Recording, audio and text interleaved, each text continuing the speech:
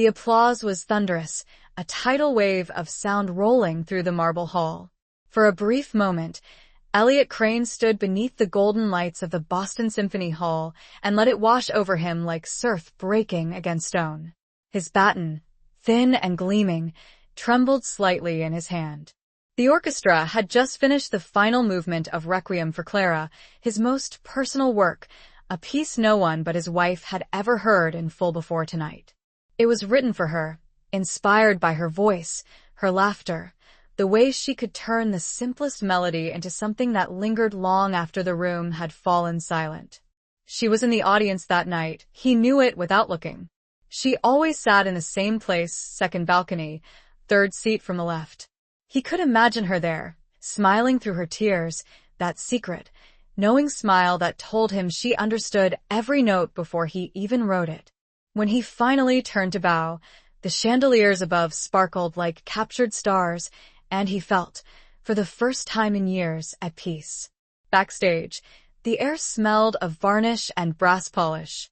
Musicians were laughing, shaking hands, praising each other in the way artists do after a triumph they all secretly feared would fail. Elliot smiled politely, accepted congratulations, but his thoughts were already elsewhere.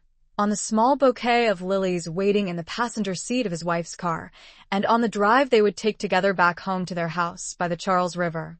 She was late. At first, it didn't worry him. She loved talking to people, loved being congratulated, loved telling old stories about how she and Elliot had met, two struggling musicians in a smoky cafe in New York. But when an usher approached him, pale and trembling, with a phone in his hand, the world tilted. There had been an accident, a drunk driver, a red light ignored, a life extinguished in a blink. The sound that came from Elliot's throat wasn't a cry so much as the breaking of something once perfectly tuned. The lilies he carried fell to the ground, scattering white petals across the black marble floor. He didn't remember leaving the hall, didn't remember the drive to the hospital, or the way the nurse gently tried to stop him from entering the room. All he remembered was the unbearable quiet that followed, the same quiet that had once been filled with music. Days turned into weeks, weeks into months. Friends came and went, offering condolences that dissolved in the air before reaching him. Letters piled up from symphony directors, journalists, and students asking when his next work would appear. But Elliot never wrote another note. The piano in his study gathered dust. The pages of half-finished compositions curled at the corners. He sold his instruments, his awards, and eventually the house itself. He told his agent he was retiring, though what he really meant was that he was vanishing. The world moved on without him. New composers rose. New names filled the concert programs. Somewhere in the back of his mind, he wondered if Clara would have wanted him to keep playing. But every time he touched the keys, he could hear her laughter, then the sudden silence that followed it, and he couldn't bear it. He began to drift. He traveled without direction, taking trains that led nowhere in particular, staying in motels, cheap rooms, sometimes sleeping on benches or inside old churches that left their doors unlocked for wanderers seeking warmth. He told himself he was searching for peace, but deep down he knew he was only running from the weight of sound, from memory, from himself. Years passed like pages in a book left open in the wind. His hair turned gray, then silver. His back stooped. The world of orchestras and bright stages faded into a distant dream. The only thing he kept was a small leather notebook with the unfinished bars of a melody, the last piece Clara had sung for him, the lullaby she had hummed while washing the dishes the night before she died. Sometimes, when he couldn't sleep, he would hum it under his breath. The sound was thin, fragile, but it kept him alive. In Ohio, he worked for a while repairing old violins in a dusty shop. In Pennsylvania, he swept the floors of a theater closed for renovation. In Vermont, he tuned an old piano in a convent, and the nuns gave him soup and a bed for the night. He moved like smoke, appearing, helping, then disappearing again. It was in Maine on a snow-heavy December evening that he found the church. St. Mary stood at the edge of a quiet town, its stone walls covered in ivy, its steeple crooked with age. A single lamp burned outside the entrance, throwing a circle of gold onto the snow. He pushed open the heavy wooden doors, and a wave of warm air and candle wax enveloped him. "Can I help you, sir?" a young priest asked, his voice cautious but kind. Elliot looked around the nave. Wooden pews lined both sides, and at the far end stood a grand pipe organ, silent and dust-covered. "I just need a place to rest for the night," he murmured. The priest studied him for a moment. "You're welcome to stay. There's coffee in the back." "Thank you." He settled on one of the pews near the back. The air was still, except for the faint creak of old wood and the hum of the heater. He traced the edges of the bench with his fingertips and closed his eyes. The soft flicker of candlelight painted moving shadows across the stained glass windows. He dreamed that night, not of the accident, but of Clara. She stood at the organ, smiling, her fingers gliding across the keys, her voice echoing through the vaulted ceiling. He woke with tears on his face and the lingering sound of music in his ears. Days turned into weeks again. Father Michael, as the priest introduced himself, noticed the old man sleeping in the church more frequently. Sometimes he'd see him sitting quietly in the back during Mass, eyes closed as though listening to something no one else could hear. The townsfolk whispered that he was harmless but odd, a drifter who'd found a warm corner to claim.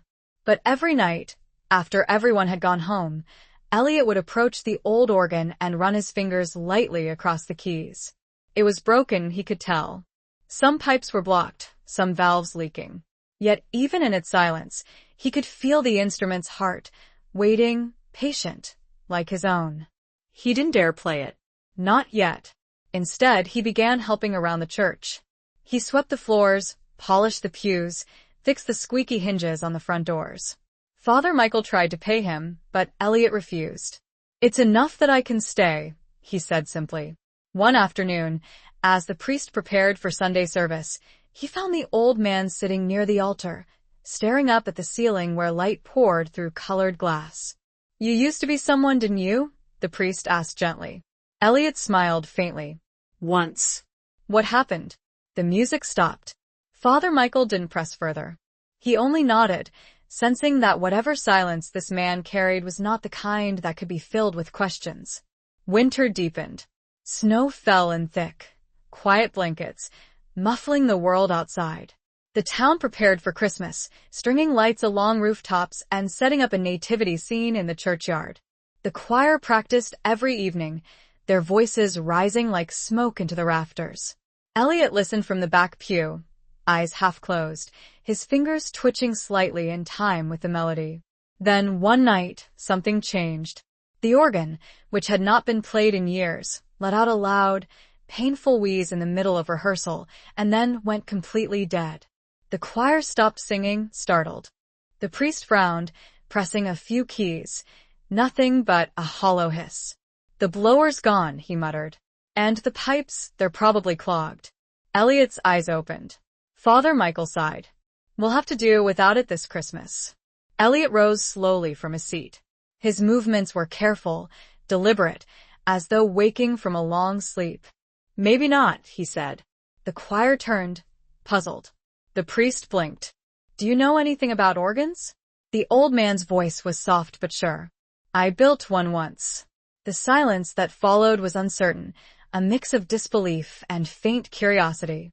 "You built one?" Elliot nodded. "Long ago." "Where?" "In Boston." There was something in his tone that made the priest pause, something too confident to dismiss, too fragile to question. After a moment he said, "All right, mister?" "Elliot," he said simply. "All right, Elliot. Go ahead." The old man approached the instrument as though approaching an altar. He opened the back panel, coughed at the dust, and began examining the maze of pipes, valves, and wires. His fingers moved with muscle memory older than time. He found a loose joint, a cracked seal, a wire chewed thin by mice. Each discovery made his pulse quicken, not with frustration, but with something dangerously close to joy. The priest watched from a distance. He'd seen this man sweep floors and polish brass, but never like this, never with such intensity, such quiet authority. It was as if he had shed years in minutes. Elliot worked until his hands ached. Then, without a word, he pressed one key. A single note whispered through the church. It wasn't perfect, it wavered, weak, but it lived. Father Michael gasped. The choir members looked at each other. Elliot pressed another key and another. Slowly, cautiously, the melody began to form, a familiar one, though no one could quite place it. He stopped suddenly, afraid of what might come next, and closed the panel again. Tomorrow, he murmured. I'll finish it tomorrow. That night, he didn't sleep. He sat in the pews, staring at the organ, heart pounding with something he hadn't felt in decades, anticipation. The air around him seemed alive, humming with possibility. He took out his notebook, smoothed the worn pages, and for the first time since Clara's death, began to write. Outside, the snow fell in silence. Inside, the church breathed again. And as dawn crept through the stained glass, painting the floor in colors of rose and gold, Elliot whispered, Clara, I think I've found it. The words hung in the air like a prayer. The old man who once swore never to play again had just begun the first steps toward his return.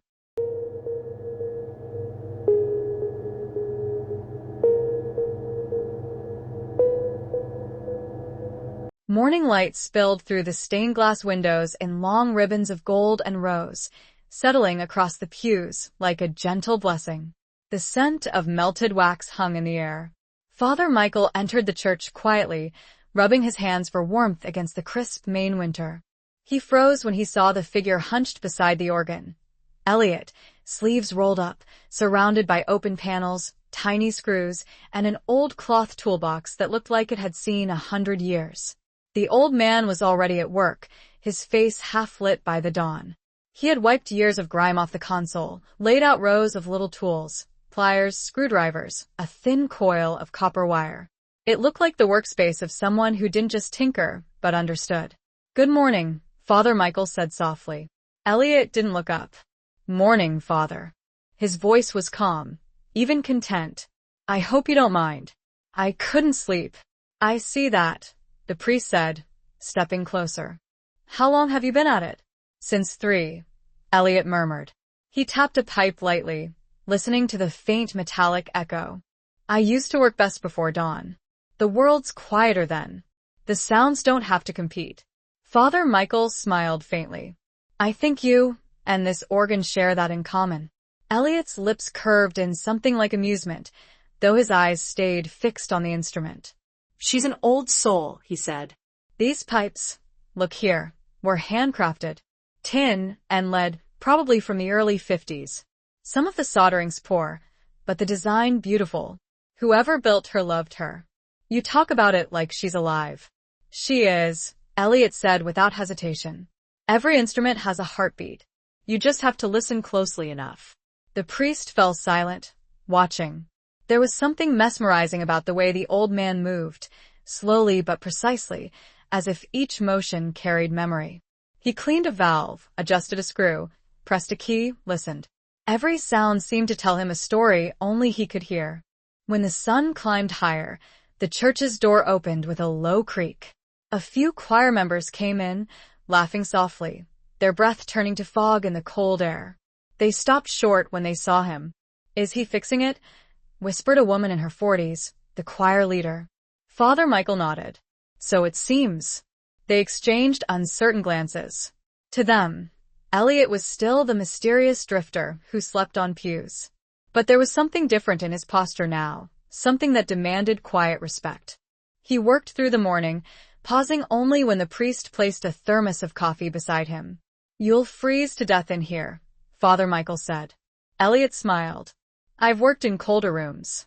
Besides, warmth doesn't help you hear better. The priest chuckled, then grew serious. Do you need any help? Not yet, Elliot replied. But when she sings again, I might. Hours passed.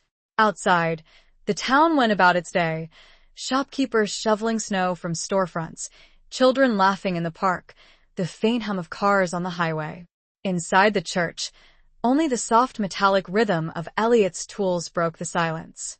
At noon, he leaned back, flexing his stiff fingers. She's almost there, he murmured. Father Michael, sitting in the first pew, tilted his head. You sound like a doctor talking about a patient. Elliot gave a weary laugh. Maybe that's what I am. Except my patients don't die. They just forget how to breathe. The priest hesitated. You've done this before, haven't you? Elliot looked at him, the light catching in his pale blue eyes. Once upon a time. You said last night you built one in Boston. I did. Were you an engineer? The old man's gaze drifted toward the high windows. Something like that, he said softly. I designed instruments for a living. Sometimes I played them, too. That answer stirred something in the priest's memory. He remembered his father's old vinyl collection, the names etched in gold lettering. Bernstein, Copeland, Barber, and one he hadn't thought of in decades, Elliot Crane. The realization was too wild to believe, so he said nothing. By late afternoon, the church was warmer, filled with the faint scent of polish and oil. Elliot wiped his hands on a rag and pressed a key gently. The note that came out was clear, brighter than yesterday. Then another and another. It's working, Father Michael whispered. Not yet, Elliot said. She's remembering. He played a simple scale, fingers slow but deliberate. Each note seemed to stretch and bloom into the air. The sound wasn't perfect. One of the lower pipes buzzed faintly, but it was alive. When he stopped, his hands lingered on the keys.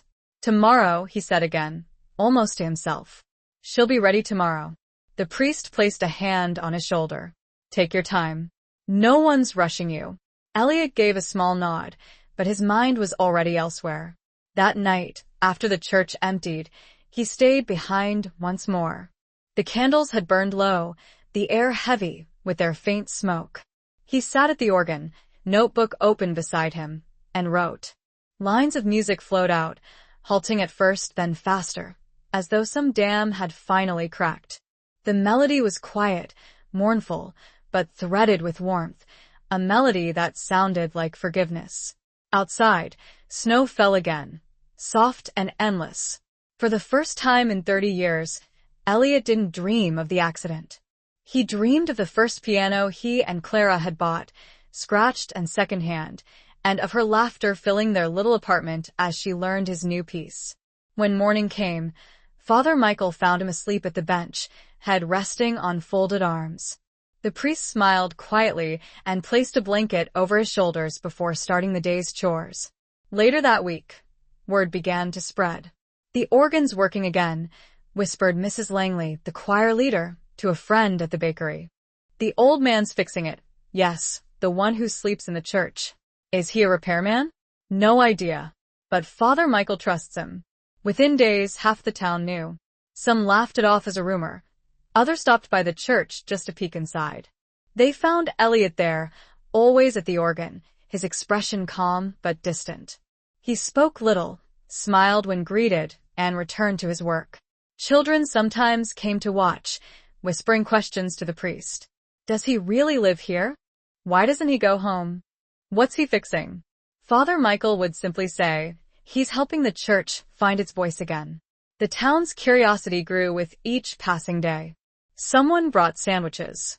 Another left a pair of gloves on the pew. Elliot accepted none of it, but he always thanked them kindly. The only thing he seemed to take was time, hours of it, pouring himself into the organ's revival. One afternoon, as he tightened a pipe joint, a man approached from the doorway. He wore a thick coat and carried a violin case. Excuse me, he said cautiously. Are you the one repairing the organ? Elliot nodded without turning. I'm Daniel, the town's music teacher, the man said, setting down his case. I heard you've got it working again. Mind if I listen? Go ahead, Elliot murmured. He pressed a few notes, low and rich. The sound reverberated through the nave. Daniel whistled softly. That's incredible. You know, this organ's been silent since before I moved here. Whoever you are, you've done something special. Elliot smiled faintly. Just bringing an old friend back. You sound like a musician yourself. The old man paused. Once, he said quietly. Daniel squinted. Wait, what's your last name? Elliot hesitated, then simply said, Crane. The teacher's eyebrows lifted. Crane? As in no, that can't be. You mean Elliot Crane? Elliot's fingers froze on the keys. He turned slowly, meeting the man's astonished stare. "I studied your work in college," Daniel said breathlessly. "Symphony of the River, the Winter Psalms, the Requiem for Clara. My God, we thought you were dead." A long silence followed. Elliot looked back at the keys, pressing one gently. "I was," he said softly. "For a while." Daniel stood speechless. He had 100 questions, but the old man's tone left no room for them. Instead, he picked up his violin and began to play, just a soft, trembling harmony to the notes Elliot pressed. The two sounds intertwined, uncertain at first, then blending into something unexpectedly beautiful. When they finished, the church was utterly still. "Play that again tomorrow," Elliot said quietly. "At dawn. The air's better then." From that day on, Daniel returned every morning. He played while Elliot tuned, their melodies weaving through the cold air like threads of light. The townsfolk began to gather at the door, drawn by the faint strains of music drifting out onto the snow. It became an unspoken ritual. Elliot fixing, Daniel playing, and Father Michael standing in the back, smiling like a man witnessing a miracle. One night, as they worked by candlelight, the priest said gently, "You should rest, Elliot. You've done more than enough." But Elliot shook his head. "It's not ready yet. She still has one last song to give." Father Michael sat beside him on the pew. "You speak like someone who knows what that song is." Elliot stared at the flickering flame. "I wrote it a long time ago, but I never played it." "For her?" He nodded. "For Clara." The priest didn't need to ask who that was. The tenderness in the old man's voice said everything. As the week drew toward Christmas Eve, the organ was nearly whole. The repaired pipes gleamed faintly in the candlelight, the console cleaned and polished until it reflected the stained glass like a mirror. Elliot sat before it, notebook open, finishing the final bar of a new composition. Father Michael approached quietly. "What's it called?" Elliot smiled, tired but peaceful. "The Last Hymn." It's not about loss anymore. It's about return.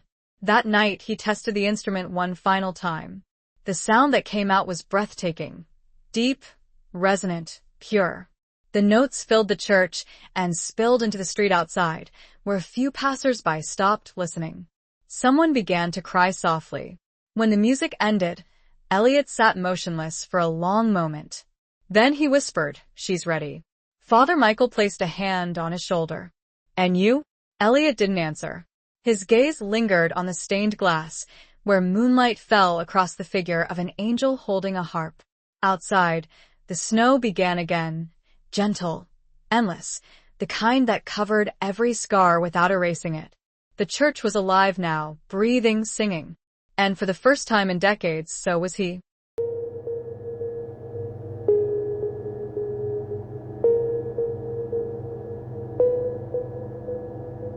Snow had been falling since morning, slow, steady flakes that softened the edges of the town until everything looked as though it were wrapped in a dream. By dusk, St. Mary's Church glowed against the whiteness, its stained glass windows flickering like small fires in the dark. From a distance, the sound of bells drifted over the rooftops, announcing Christmas Eve. Inside, warmth and anticipation filled the air. Candles stood in neat rows along the pews, their flames trembling with each breath of wind that slipped through the old wooden doors. The congregation gathered early this year, families in heavy coats, children whispering to one another, old couples holding hands. There was a hum of excitement that the town hadn't felt in decades. At the front of the church, Father Michael moved quietly between the aisles, greeting people, shaking hands, his heart beating faster than he cared to admit. He kept glancing toward the organ at the far end, half afraid that what had happened over the past week might dissolve like a dream. But there it stood, restored, shining softly under the altar lights, its polished wood gleaming, the pipes standing tall and proud like a cathedral forest. And sitting before it was Elliot Crane. He wore the same threadbare coat as always, though someone, probably Mrs. Langley from the choir, had pressed it clean. His hair, silver as frost, caught the glow of the candles. He seemed calm, almost serene, but Father Michael could see the faint tremor in his hands as they hovered over the keys. Daniel, the violin teacher, tuned his instrument nearby. The choir stood ready behind the altar. They all knew this performance would be special, though most didn't yet understand why.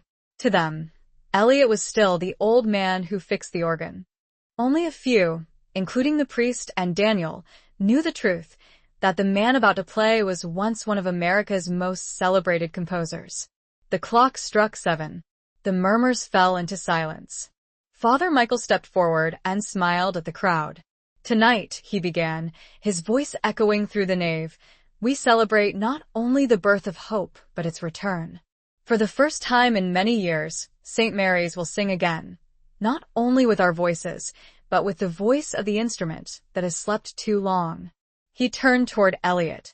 "Mr. Crane, whenever you're ready." Elliot inclined his head, his expression unreadable. He placed both hands on the keys. For a long moment he didn't move. The congregation held its breath. Then slowly he began to play. The first note was soft, almost hesitant, but it carried through the church like a single candle lighting a dark room. Then another, and another, weaving together into a fragile thread of sound. The organ, once broken and voiceless, came alive under his fingers, its tone deep and warm. The melody that rose was not a hymn anyone recognized. It wasn't Silent Night or O Holy Night or any of the carols the choir had rehearsed. It was something older, something achingly personal. Father Michael realized it at once. The last hymn. The piece Elliot had been writing for weeks. The music began to swell, gentle waves building into a tide.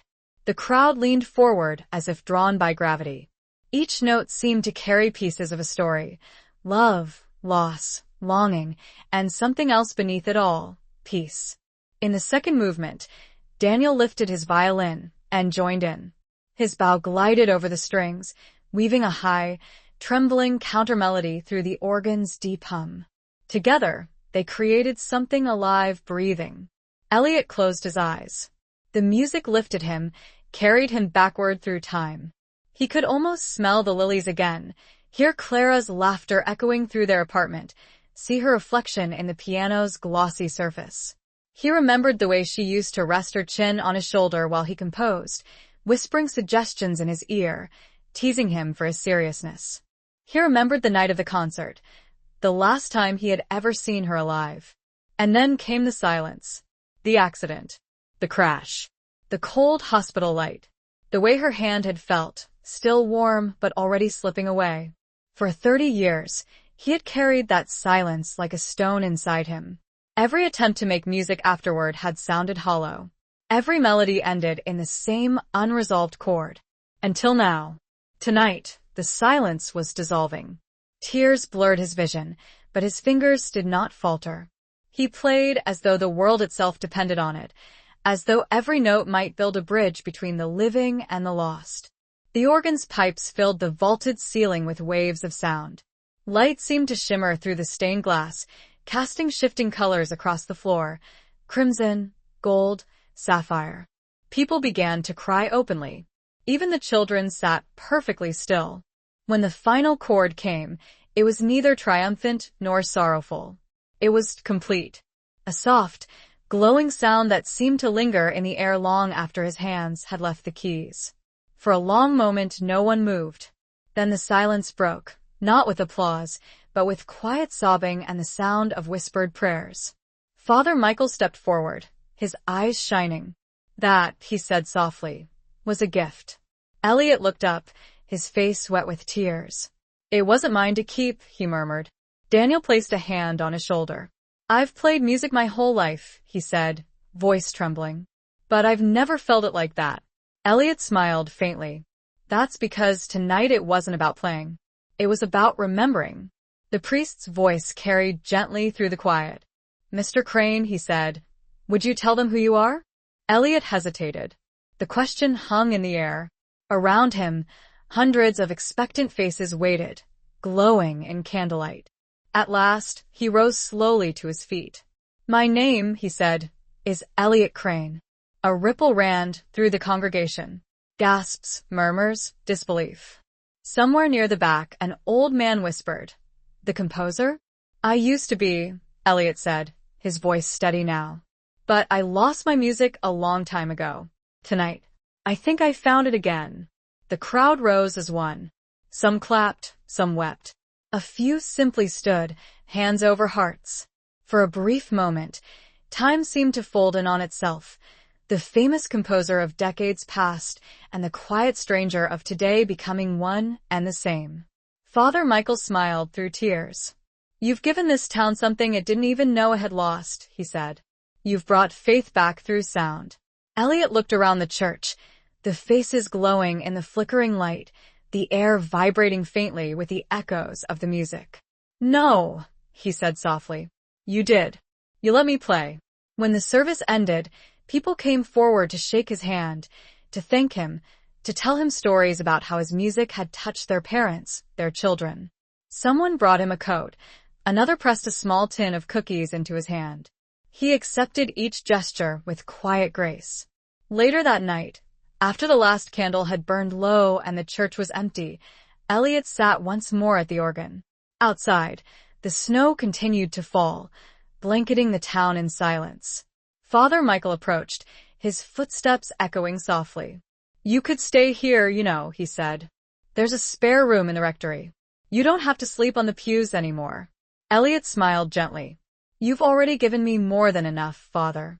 "You could teach the choir," the priest added. "Daniel says the children adore you. They could learn from you." "Maybe for a little while," Elliot said. He turned back to the keys and pressed one, listening to the faint hum. But some songs aren't meant to be played forever. Sometimes it's enough to know they still exist. Father Michael nodded slowly, sensing something in the old man's tone, a farewell unspoken. That night, Elliot stayed late, writing one final line of music into his notebook. His hands shook, but the notes came easily, as though they had been waiting all along. He titled it "For Clara, Final Movement." When he finished, he placed the notebook on the organ bench, folded his hands, and looked toward the window. The sky outside was silver with moonlight, and for a fleeting instant, he thought he saw her there, Clara, standing in the glow, smiling, her lips moving to the rhythm of his song. He whispered, "I'm ready." And then, for the first time in 30 years, Elliot Crane closed his eyes and felt truly at peace. By dawn, the church was quiet again. The pew where he used to sleep was empty. His duffel bag was gone. Father Michael found him sitting upright at the organ, head bowed, hands folded, a faint smile still on his face. The sheet of music lay before him, signed and dated. The priest stood silently for a long time, then gently covered the old man's hands with his own. Later that day, the town gathered again. The organ played once more, Daniel at the keys this time, performing the last hymn in honor of the man who had brought their church back to life. As the final notes filled the air, snow began to fall through the open doors, drifting softly over the pews like blessing. And in the glow of that winter morning, everyone felt it, that the old man had not vanished at all. He had simply gone where the music never ends.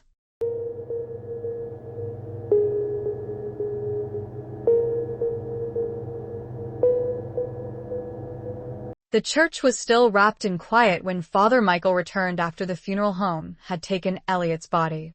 Dawn pressed against the stained glass, turning the colors dull and heavy, as if even the light mourned his absence. He moved slowly down the aisle, his footsteps echoing off the old wood. The air smelled faintly of wax and cold brass. On the organ bench where Elliot had spent his final hours, the folded notebook remained, its edges soft and worn. The priest reached for it with trembling hands. He opened the cover carefully, afraid that even the air might tear the fragile pages. The first few sheets were filled with musical notations, lines, symbols, and tiny scribbled corrections in pencil. His eye caught the final piece, written in careful, deliberate strokes, "For Clara, Final Movement." Beneath it, Elliot had written a few lines in his neat but fading script. "If you are reading this, it means the song has ended for me. But not for you. Every note, every sound, every silence I ever wrote was meant to remind people that beauty never dies. It only changes form. If I could ask one thing of this world before leaving it, it would be this. Play the music again. Not mine, but yours. Play it for the ones you love, and for those who can no longer hear it. Tears blurred the priest's vision. He turned the page and found one last entry, shorter, more personal, written in unsteady handwriting as though Elliot had written it near the end. Clara, I kept your voice in every chord. I carried it through every winter. I'm coming home now, my love. The music can rest. Father Michael closed the notebook gently and sat back, feeling the weight of something larger than grief, a sense of awe, as though he'd just read scripture written by a man who had learned divine language through loss. Outside, the morning bells began to ring, their notes echoing across the town. Word had already spread that Elliot Crane, the famous composer, the quiet stranger who had lived among them unnoticed, had passed away right there in the church he'd restored. People started to gather at the gates, bringing flowers, candles, and small handwritten notes. Some came out of curiosity, most out of love. By afternoon, St. Mary's was filled again. The air hummed with murmured stories of the night he'd played the last hymn, of how the music had made grown men cry, of how even the children had been silent in awe. No one spoke loudly. It felt as though the old man was still there listening. Father Michael stood before the altar, his voice soft but steady. He asked for no ceremony, no applause, he said. But what he left us was far greater than any fame or monument.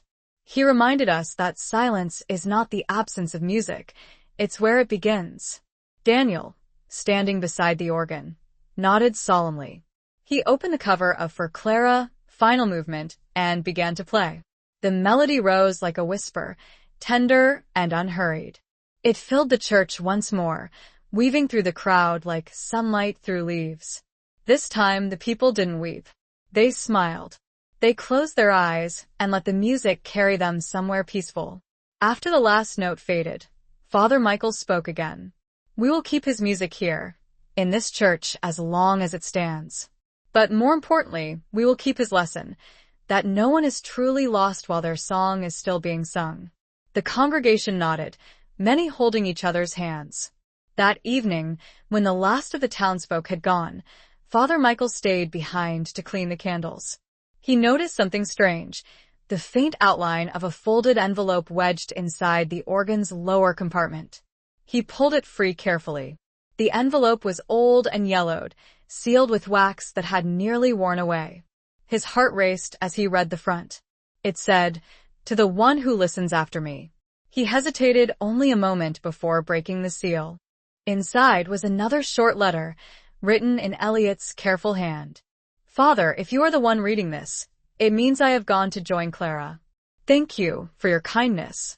I know what it means to find faith not in words, but in small mercies. You gave me that when you opened the church doors without asking who I was. I built this organ when I was still young and foolish enough to believe music could heal anything.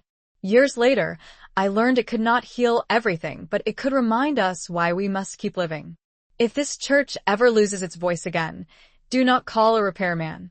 Find a listener. Find someone who still believes that sound has a soul. And when you find them, tell them this. The music will find its way home. Father Michael pressed the letter to his chest. The words sank into him like prayer. For a long time, he just sat there, listening to the ticking of the church clock, the faint hum of the pipes, the whisper of wind through the stained glass. Over the next few weeks, winter deepened. Snow piled high against the church walls, muffling the world. But every night, music drifted from within, students practicing, Daniel teaching, the choir rehearsing. It became a new rhythm for the town.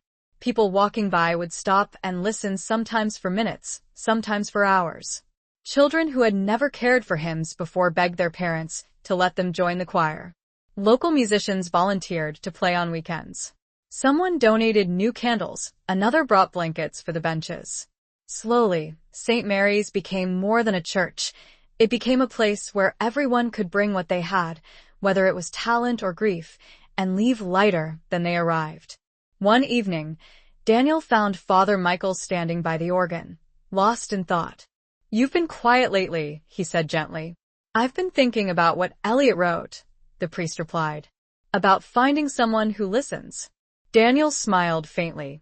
"You already have. Look around." The priest followed his gaze. The church was alive with people, students practicing scales, mothers humming softly as they waited, laughter echoing in corners that had once been filled only with dust and silence. It was true. The old man's wish had come true faster than anyone expected. Still, Father Michael said, I think he meant something more. Someone special. Someone the music chooses. Daniel tilted his head. You think it will? I don't think, the priest said quietly. I know. As spring approached, the church continued to flourish. They held a small memorial concert in Elliot's honor, inviting musicians from neighboring towns. The audience filled every pew. Some brought old records of his early symphonies. Others brought instruments to play in unison with the organ. When Daniel took his place at the keys and began the opening of Requiem for Clara, Father Michael felt a familiar shiver down his spine. But then something unexpected happened. Among the crowd, a young girl of perhaps 12 stood near the front, clutching a worn sketchbook. She had big brown eyes and long dark hair tied with a ribbon. As the music rose, she began to draw, her hand moving fast, almost feverishly. When the final chord echoed, she looked up, tears streaming down her cheeks. After the concert, Father Michael approached her. That's beautiful, he said softly, looking at the sketch, a portrait of the organ bathed in light, with an old man seated before it. It's him, she said. The man who was here before. You knew Mr. Crane? She shook her head. No, but I saw him last night. In a dream. The priest's breath caught. What did he say? He told me to listen. Her words sent a chill through him. He knelt beside her. Do you play music? The girl nodded shyly. My dad taught me piano before he died. We couldn't afford one after, so I just draw music instead. Father Michael smiled gently. Would you like to try the organ? Her eyes widened. Could I? The priest led her to the front, her small hands trembling as she touched the keys. When she pressed the first note, it rang pure and clear, as though the instrument recognized her. She began to play slowly, uncertainly, but then something shifted. Her movements grew surer, her touch lighter. The melody that came was simple, childlike, but hauntingly beautiful. Daniel, who had stayed behind to pack his violin, froze mid-motion. Father Michael's throat tightened. It was a tune none of them had ever heard before, yet somehow it carried the same soul as Elliot's music. When she finished, the girl turned shyly. Did I do something wrong? The priest shook his head, smiling through tears. No, he whispered. You did something very right. He knew then what Elliot's final letter had meant. The listener had been found. The music had found its way home again. Over the following months, the girl, whose name was Lila, became part of the church's life. Daniel taught her scales, chords, and hymns, but it was clear she didn't need much teaching. She played as though guided by something unseen, her fingers drawing sound from the organ with the same grace Elliot once had. Father Michael often sat at the back, eyes closed, feeling the old church fill once more with warmth. One summer evening, when the sun streamed through the windows in golden waves, Lila turned to him and said, I think the man's still here. Father Michael smiled. I think so too. That night, when the church was empty, the priest stood before the organ, running his hand along the smooth wood. You've done it again, Elliot, he murmured. You've found another soul to carry your song. Outside, the wind picked up, brushing through the trees, and for a brief moment, he could have sworn he heard music, soft, distant, like a whisper of gratitude. The story of the old man and the church spread far beyond the town. Journalists wrote about him. Orchestras performed the last hymn across the country. But to Father Michael, the real legacy wasn't in the fame. It was in the way people came together, how strangers listened, how children learned to play, how silence had turned into something sacred again. One night, as the stars shimmered above the steeple, Father Michael sat in his study, writing a letter to an old friend. You once asked me if I'd ever witnessed a miracle, he wrote. I have now. It came not as thunder or fire, but as music through a broken organ, played by a man who had nothing left but his soul. When he left, he took nothing with him. Yet somehow, he left us everything. He sealed the envelope and placed it beside the candle, smiling. The next morning, Lila came running into the church, her sketchbook clutched to her chest. "Father," she cried. "Look." She opened it to show a new drawing. Elliot standing beside her at the organ, his hand resting gently on her shoulder. In the drawing, both of them were smiling. Father Michael's eyes filled again. He reached out, touching the edge of the page. "He's teaching you still, isn't he?" She nodded. He said every note is just a memory trying to find its way home. The priest closed his eyes. "Yes," he whispered, "and you're helping it get there." That evening, as Lila played the last hymn once more, the golden light of sunset filled the church. The sound flowed like water, gentle and endless.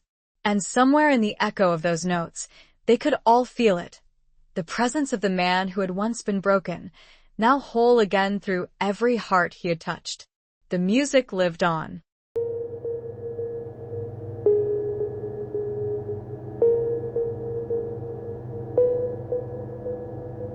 By late autumn, the story of St. Mary's Church had traveled far beyond the sleepy main town. Reporters wrote about the miracle of the old composer who'd repaired the organ and died at its keys. Music journals published essays calling Elliot Crane's rediscovered works the echo of grace. The video of little Lila playing the last hymn, recorded on someone's phone during one quiet Sunday, spread across the internet like light spilling through cracks. Within weeks, the world was listening. Letters began arriving at the rectory, hundreds of them. Envelopes postmarked from New York, London, Tokyo, Sao Paulo.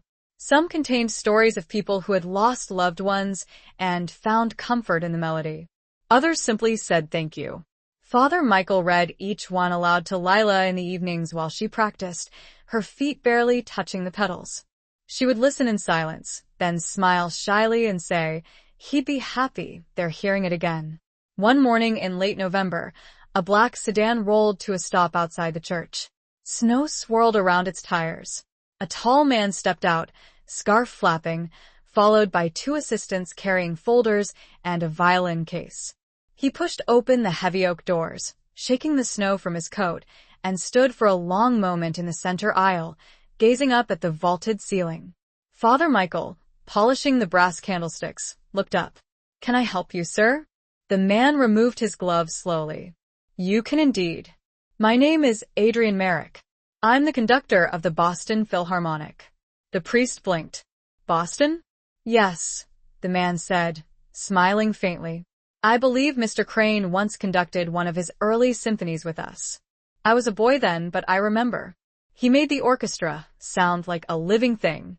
Father Michael's face softened. He did that to everything he touched. Adrian stepped closer to the organ, eyes narrowing in admiration. "We'd like to record the last hymn here. In this church. With your permission, of course." The words hung in the air like a gust of cold wind. For a moment, the priest didn't answer. He looked toward the stained glass window, where colored light painted the walls, and then toward the little girl sitting quietly on the front pew, her sketchbook open on her lap. Lila looked up, wide-eyed. "A real orchestra?" "A very real one," Adrian said kindly. "Would you like to play with us?" She blushed, ducking her head. "I'm not good enough." Adrian smiled. "I think Mr. Crane would disagree." That evening, after the visitors left, Father Michael sat in his office long after dark. The idea of bringing the Philharmonic to St. Mary's was both thrilling and terrifying. The church had become a refuge, a place of stillness where grief turned to song. Could it remain that way if television crews and cameras invaded it? Would Elliot's humble wish, to let the music heal quietly, be betrayed by spectacle? Daniel found him there, hands folded over the conductor's business card. "You're thinking too loudly again," he said gently. "I'm thinking about what's right," the priest replied. He wanted the music to be heard, but not exploited. Daniel sat across from him. "Elliot wrote for the world, Father, even when he hid from it. Maybe this is the world's way of saying thank you." Father Michael looked down at the card again. Boston Philharmonic. The very orchestra that had once premiered Eliot's earliest works. Perhaps there was poetry in that, the music coming full circle. The next morning he called Adrian Merrick. "If you still wish to record," he said, "the church is yours. But we'll keep it sacred. No lights blinding the altar, no glamour, no noise that doesn't belong to the music." Adrian's voice warmed. "Of course, Father. That's precisely why we want to do it here." Within a week, St. Mary's transformed. Technicians arrived with microphones delicate as spider silk, engineers whispering instructions as they arranged them between pews. Cables trailed like vines along the floor, but everything was done with reverence. When the orchestra members entered, they moved quietly, their breath visible in the cold air.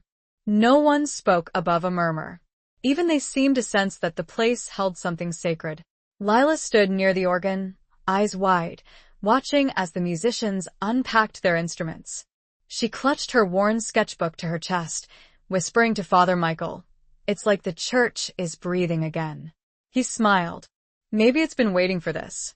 The first rehearsal began just after noon. Adrian Merrick lifted his baton, his expression solemn. "Ladies and gentlemen," he said softly, "this isn't just another recording. This is a prayer in sound. Remember the man who wrote it and the one who finished it." He nodded to Lila. She sat at the organ, hands trembling slightly. Daniel stood nearby with his violin, ready for the opening cue. The first chord filled the church, like dawn breaking. The strings followed, swelling gently, the woodwinds answering in kind. Lila's fingers moved gracefully, coaxing life from the pipes. The music rose and fell in slow waves, echoing through the rafters, blending with the faint creak of the wood and the sigh of wind outside. Father Michael watched from the back pew, heart pounding. For a moment, he could almost see Eliot standing behind her, smiling faintly, guiding her hands. The air shimmered with sound. It was as if the past and present had merged, the composer and the child, the old faith and the new hope. When the final note faded, no one spoke. Adrian lowered his baton slowly.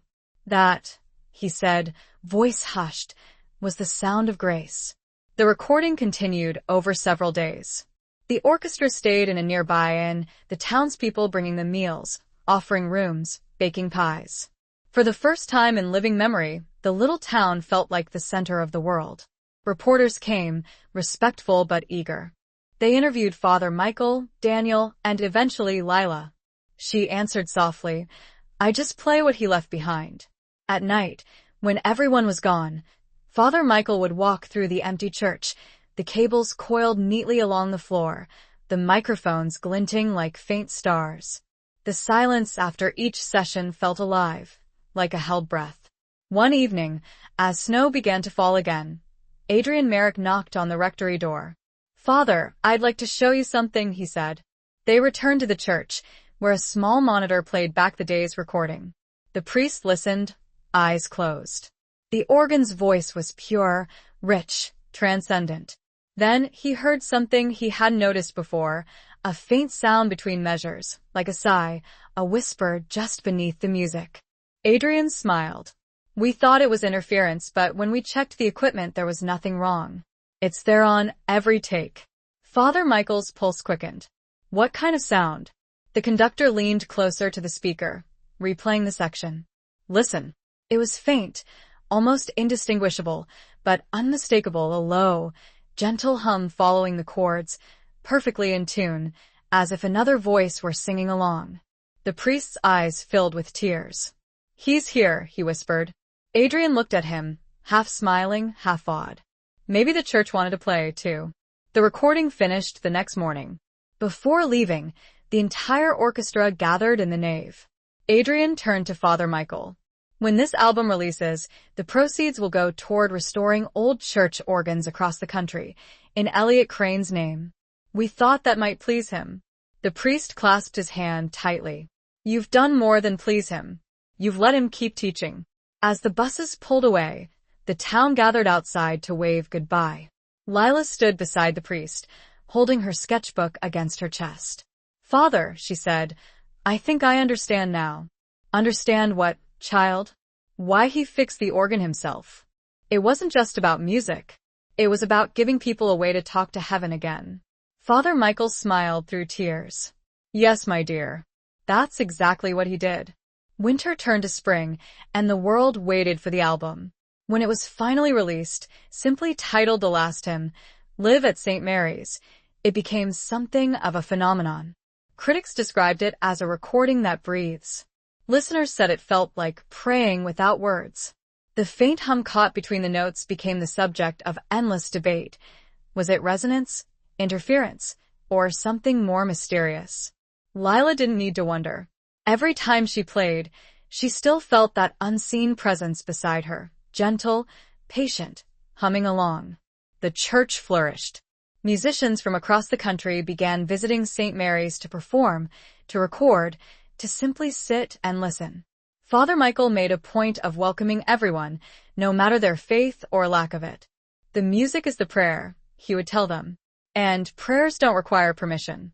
One evening, after a long day of visitors, Father Michael found Lila asleep at the organ, her hands resting lightly on the keys. He smiled and draped a blanket over her shoulders. As he turned to leave, something caught his eye, a faint glow from beneath the bench. He bent down and saw a small wooden box wedged between the panels. He lifted it carefully. Inside were a few keepsakes, an old photograph of Elliot and Clara standing beside a young Father Michael's predecessor, the church's first priest, a gold wedding ring, and a folded sheet of parchment, brittle with age. He unfolded it slowly. It was another letter, written decades earlier, the ink slightly faded but still legible. For whoever keeps this place alive, music is not ours to own. It is borrowed breath. One day, it will return to where it began. If you find this, promise to let it go when the time comes. The priest closed his eyes, the words sinking deep into him. He looked at Lila sleeping peacefully by the organ, her hair lit softly by candlelight, and he knew that someday, even she would have to let it go, that every note, every story, must eventually return to silence. But not yet. He placed the letter back into the box and whispered, "Not yet, old friend." The next morning, a letter arrived addressed to Father Michael Crane. For a moment, he froze at the surname, then realized it was meant for him, though he shared none of Elliot's blood. Inside was a formal invitation from the Boston Philharmonic. They were planning a world tour of Elliot Crane's works and wanted to begin it where the journey had ended, at St. Mary's, 1 year after his passing. The priest read the invitation aloud to Lila and Daniel. The girls' eyes lit up. "A whole year already?" "Yes," Daniel said softly. "A whole year, and yet it feels like he never left." They all looked toward the organ. Sunlight streamed through the windows, glinting off the polished pipes. Somewhere in the rafters, a dove cooed softly. Father Michael folded the letter. "Then we'll host them," he said. One last time. He didn't know that the coming performance would bring not only celebration but also revelation, that during that concert, something extraordinary would happen, something that would blur once more the line between heaven and earth. For now, though, the church rested in peace, its heart beating in every echo that lingered after each hymn.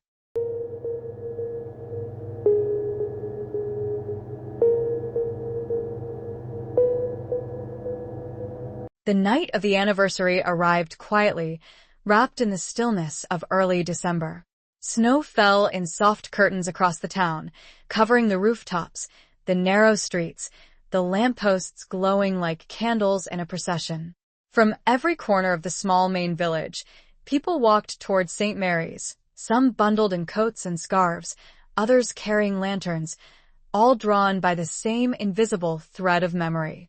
Inside, the church glowed with a solemn beauty. Hundreds of candles flickered along the pews, casting long, golden reflections on the polished organ pipes. The scent of pine and wax filled the air.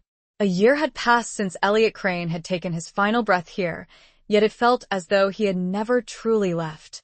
His presence seemed woven into the very air, an unseen heartbeat pulsing in the silence between sounds.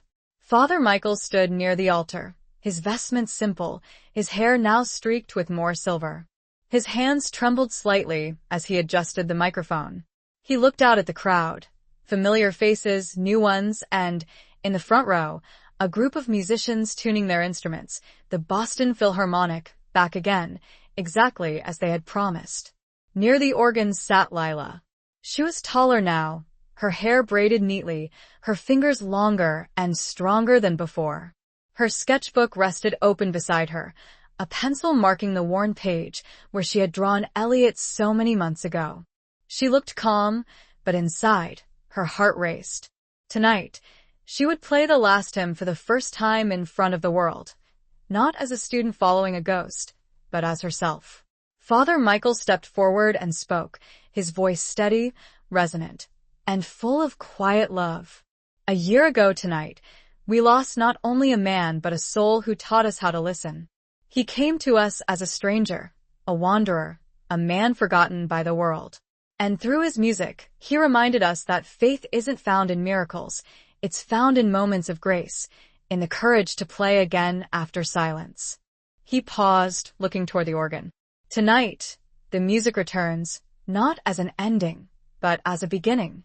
The congregation rose, a ripple of reverence moving through the crowd. When they sat again, Adrian Merrick, the conductor, lifted his baton. His eyes met Lila's, and he gave a small, reassuring nod. The church fell silent, the kind of silence that feels alive, trembling with anticipation. Then the first note was struck. It was soft at first, just a whisper from the strings, a breath of sound that shimmered in the air. Then the woodwinds entered, their tones like snowfall, pure and fleeting. Lila waited, her hands poised above the keys. When her cue came, she pressed down gently, and the organ responded with a deep, resonant sigh that filled the church from floor to ceiling. The melody was familiar yet changed. It was still the last hymn, but something about it was different, brighter, freer. The arrangement had evolved under Adrian's direction, layering in new harmonies, new movements that Elliot had never written but might have dreamed. The music moved like water, rising, falling, reflecting light. As Lila played, she felt something stir within her, something she couldn't name. Each chord seemed to open a door, and through those doors poured flashes of memory. The night Elliot fixed the organ, the sound of his laughter when a note came out crooked, the way he had once told her, "Music doesn't belong to us. We belong to it." Her eyes blurred, but she didn't stop. She played through the ache, her heart keeping time with the rhythm of the orchestra. And then, somewhere deep within the middle of the second movement, it began to happen. At first, no one noticed. The light from the candles flickered, as though a breeze had passed through the room, though the doors were closed. The air thickened, shimmering faintly.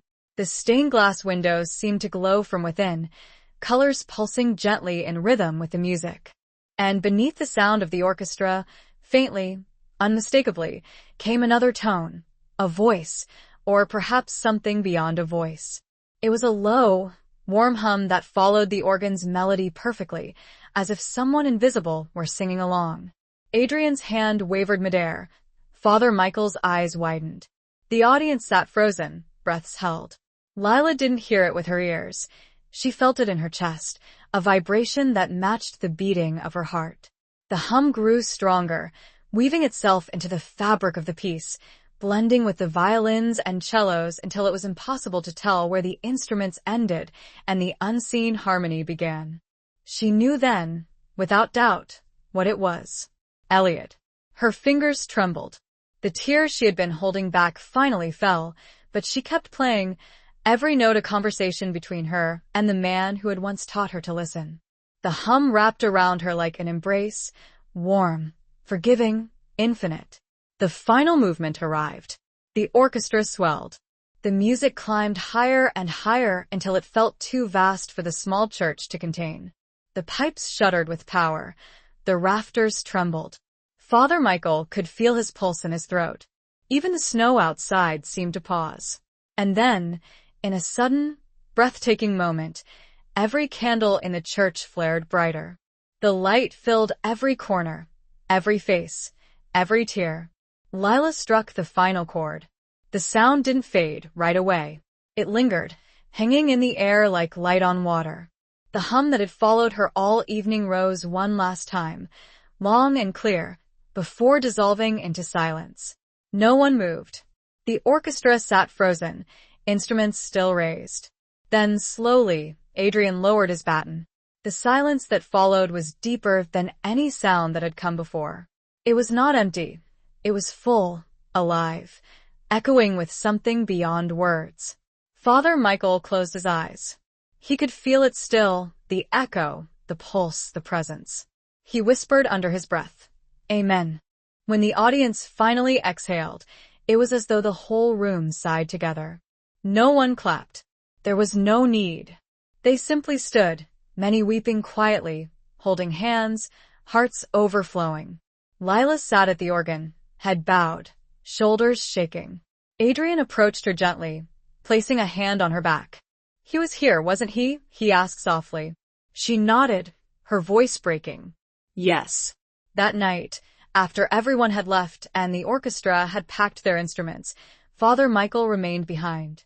The church was dark now except for a single candle burning near the altar. He walked slowly to the organ, his footsteps echoing in the vast silence. Lila's sketchbook still rested on the bench. He opened it to the latest page and froze. The drawing was of the concert that had just ended. Every musician, every candle, every detail rendered with uncanny precision. And in the center, standing just behind Lila, was a figure. Elliot. He was drawn in faint pencil, transparent, his hands resting lightly on her shoulders as she played. His face was turned toward her, eyes full of pride. Father Michael smiled through tears. He whispered, "You've found your way home, old friend." He placed the sketchbook back on the bench and looked up toward the stained-glass window. The moon shone through the figure of an angel holding a harp, its light pure and steady. He knelt there for a long time, hands clasped, whispering prayers of gratitude not for miracles, but for the mercy of having witnessed one. In the weeks that followed, the recording of the concert was released. The critics called it otherworldly, sublime, impossible to describe. The faint hum beneath the orchestra, recorded again, inexplicable, unchanged, was nicknamed the Crane Resonance. Scientists analyzed it, finding no trace of interference. Musicians swore it felt alive.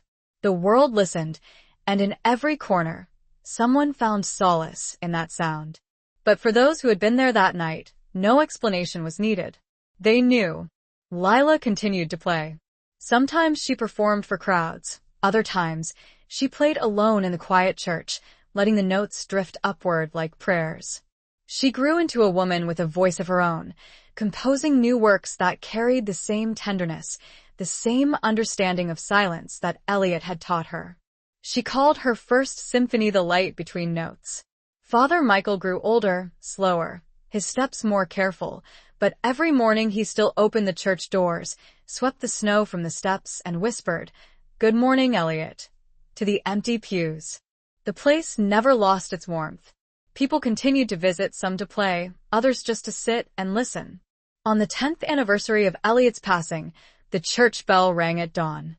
Lila, now a celebrated musician, returned to St. Mary's carrying her childhood sketchbook. She placed it on the organ bench, opened to the drawing of Elliot, and began to play the last hymn once more.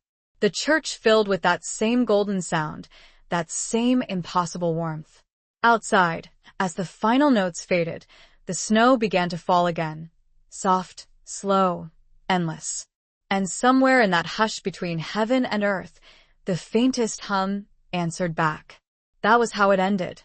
Not with silence, but with a single note that never truly stopped. The old man who had once slept in a pew had given the world a reminder that the music of love, of grief, of faith, does not die. It simply changes hands.